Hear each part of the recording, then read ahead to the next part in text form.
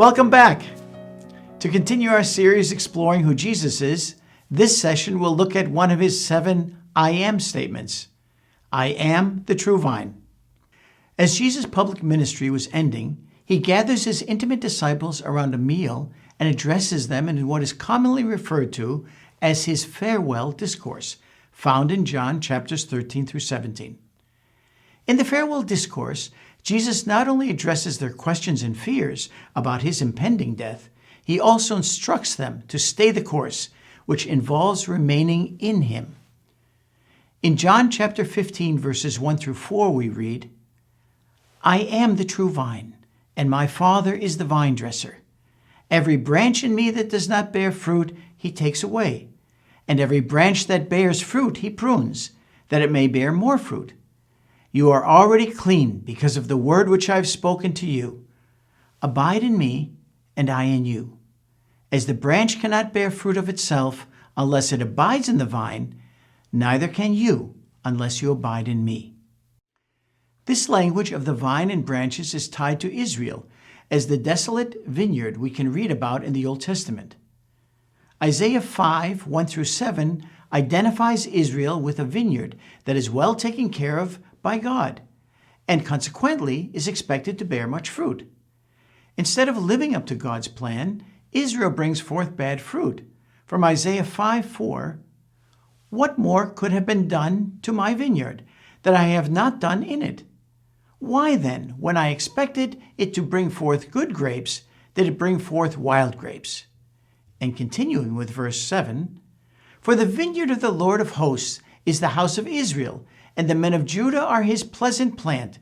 He looked for justice, but behold, oppression.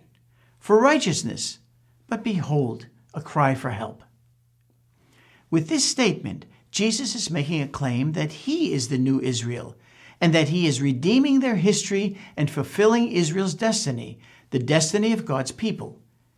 Jesus is bringing with him the possibility of a flourishing and fruitful life, where Israel had originally dried out and offered nothing on the vine.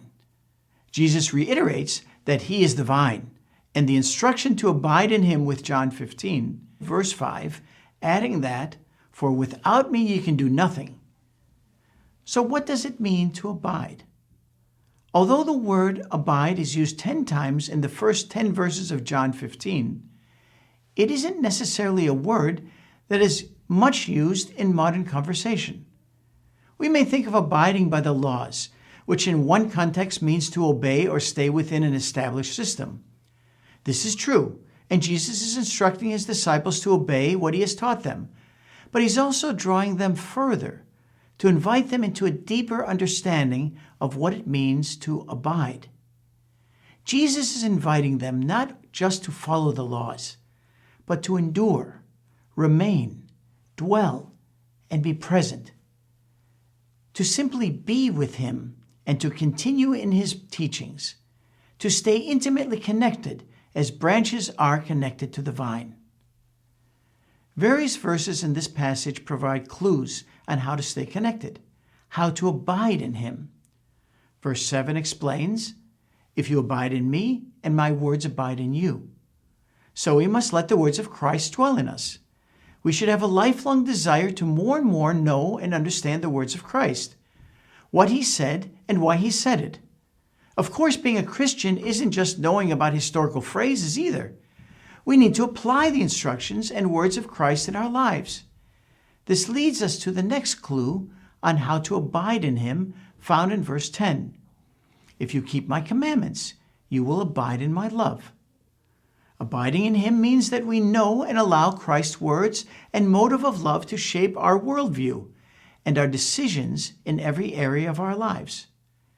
Discipleship and obedience to God truly becomes our lifestyle. Jesus also explains in this passage that the result and evidence of truly abiding in him is that we produce fruit. We can only produce fruit, true fruit that matters, when we are connected with him as the true vine. To be a branch in the vine means we are united to Christ. As we abide in him, his life flows through us and produces fruit, causing us to recognize that we cannot produce anything worthwhile on our own. Remember verse 5, "For without me you can do nothing." Being a disciple that glorifies God is not just about doing Christian things, but rather being or abiding in Christ. It is not our responsibility to worry about the harvest. God is responsible for the outcome. We are called to simply abide in Him. When we abide in Christ, we as branches are connected to the true vine, so that the Father, as the vine dresser and gardener, can produce the fruit in us that He wants.